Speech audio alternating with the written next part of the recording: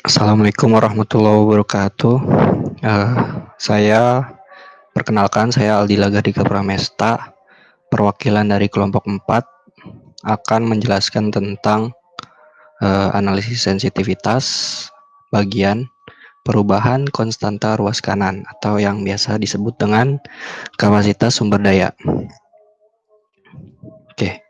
Nah, pengaruh perubahan konstanta ruas kanan terhadap tabel optimal dapat ditentukan dengan menyelidiki perubahan konstanta ruas kanan yang baru pada tabel optimal. Rumusnya adalah sebagai berikut. BI aksen sama dengan B dikali BI, di mana BI aksen ini adalah sebuah range. Range apa itu? Adalah range seberapa luas kita dapat mengubah konstanta ruas kanan agar solusi pada tabel tetap optimal dan layak. Kemudian ada di sini ada B besar. B besar ini adalah matriks tabel optimal. Kemudian ada BI. BI di sini adalah nilai konstanta ruas kanan pada fungsi kendala. Perlu diperhatikan bahwa di sini syarat tabel optimal tetap optimal dan layak jika BI aksennya lebih besar dari 0. Artinya range-nya itu harus lebih besar dari 0 atau nilainya adalah positif. Di sini ada contoh soal yang akan saya bahas di sini. Ini adalah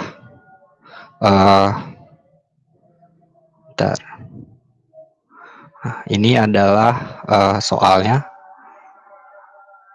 Fungsi tujuannya adalah sebagai berikut. Z sama dengan 12x1 ditambah 18x2 ditambah 15x3. Dengan fungsi kendalanya sebagai berikut. Nah, di sini yang akan kita bahas adalah perubahan nilai konstanta ruas kanan, yaitu yang ada di sini. Seberapa besar sih kita dapat mengubah konstanta ini agar solusi yang sebelumnya sudah didapat tetap optimal dan layak. Ini adalah BI-nya. BI. Oke, lanjut. Nah, ini adalah tabel yang udah optimal, yang sudah kelompok kami hitung seperti berikut. Nah, di sini di tabel ini terdapat matriks B besar yang tadi sudah saya jelaskan, di mana itu ada di di sini.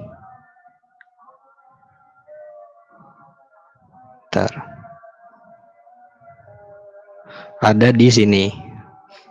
Di sini yang saya kotakin ya. Maaf nggak bisa pakai pen di sini. Nah, ini yang saya kotakin adalah matriks B besarnya. Lihat saja pada kolom S1, kolom S2 dan kolom S3-nya. Di sini adalah matriksnya. Lanjut. Nah, kita cari range-nya itu satu persatu. Jadi nanti kita cari B1, B2 dan B3-nya. Sekarang kita cari B1-nya dulu. Nah, sesuai rumus tadi, BI aksen sama dengan B besar dikali BI. BI aksen sama dengan matriks B yang tadi yang saya tunjukin. Ini yang saya kotakin dikali dengan konstanta ruas kanannya. Nah, yang tadi syarat tabel optimal tetap optimal dan layak jika BI aksen sama dengan 0. Lebih besar sama dengan 0. Nah, ini perkalian matriks biasa ya. 5/8 dikali B1 ditambah minus 6/8 dikali 360 ditambah 0 kali 580. Hasilnya sebagai berikut. Nah, dari sini kita bisa dapat B1 yang pertama itu adalah lebih besar dari 432. Kemudian yang kedua dan yang ketiga juga sama, perkalian matriks biasa. Kemudian kita dapat B1-nya nih. Kita kumpulkan menjadi range-nya adalah B1 itu di antara 432 dan 720. Kenapa kita ngambilnya 432 bukan 400? Karena kita harus menyempitkan range-nya.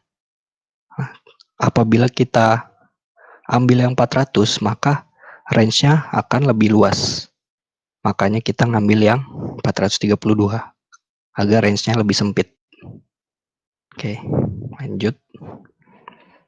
Nah, tadi dapat disimpulkan bahwa range B1 adalah sebagai berikut. Nah,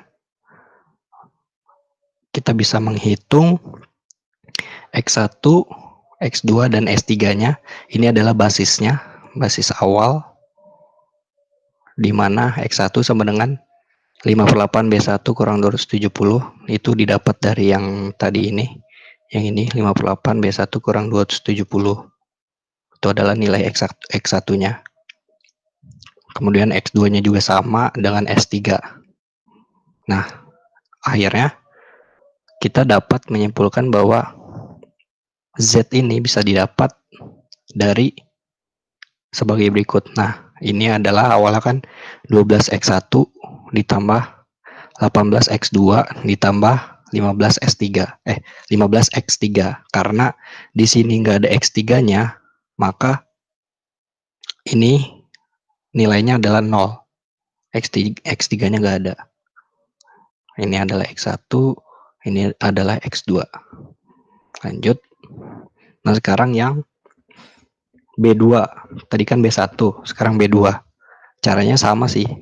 Kayak tadi perkalian matriks, didapatkan persamaannya sama kayak tadi. Kemudian hasilnya digabungkan menjadi dapat seperti ini. Range B2-nya adalah antara 240 dengan 365. Nah, seperti yang saya jelaskan tadi, diambilnya adalah yang 365 bukan yang 400 karena kita harus menyempitkan range-nya. Oke, lanjut. Sama seperti tadi, didapat bahwa X1-nya adalah 300 min 6/8 B2. Didapat dari yang ini tadi.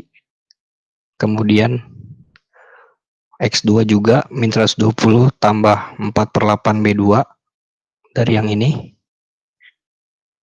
S3-nya juga sama.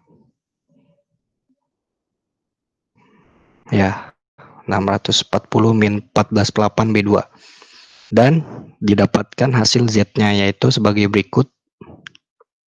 Tinggal dimasukin saja 12X1, X1-nya adalah 300 min 6/8 B2 dan seterusnya. Sekarang kita cari yang B3. Sama caranya kayak tadi. Bisa sambil dicoba-coba. Perkalian matriks di sini 5/8 dikali 480 ditambah min 6/8 dikali 360 ditambah 0 kali B3. Nah, di persamaan yang pertama ternyata B3-nya tidak terdefinisi nih. 0 B3 kan. Nah, makanya di sini B3-nya sembarang. Boleh berapa aja maksudnya. Jadi lanjut, yang kedua juga sama, ternyata B3-nya itu koefisiennya adalah 0, makanya B3-nya sembarang. Nah, yang terakhir didapat bahwa B3-nya lebih besar dari 570. Maka dari itu range dari B3 adalah lebih besar dari 570.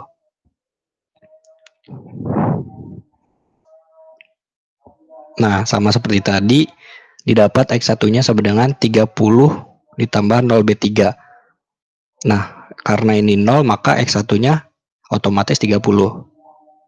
Sama juga dengan X2-nya. Karena B3-nya 0, maka X2-nya adalah 60. Dan S3.